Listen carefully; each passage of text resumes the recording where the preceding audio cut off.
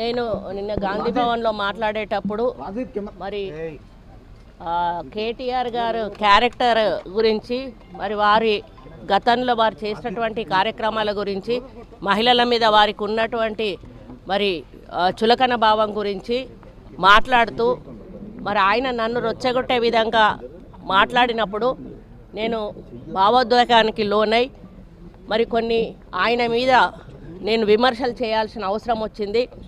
ఆ సందర్భంలో నాకు ఇంకెవరి మీద కూడా వ్యక్తిగత ద్వేషం కానీ మరి వ్యక్తిగత కోపం కానీ లేదు. అనుకోని ఆ సందర్భంలో ఒక కుటుంబం మాట నేను తీయడం ఏదైతే ఉందో అది అనుకోకుండా నా నోటి నుంచి జరగడం జరిగింది. ఆ తర్వాత వారి ట్వీట్ చూసిన తర్వాత నేను కూడా చాలా బాధపడ్డాను. ఎందుకంటే ఏ విషయంలో నేనైతే బాధపడతా ఉన్నానో ఆ విషయంలో నేను ఇంకొకరిని నొప్పించాను అని తెలిసి రాత్రి వెంటనే మరి దాన్ని వెనక్కి తీసుకుంటూ నేను ట్వీట్ చేయడం జరిగింది.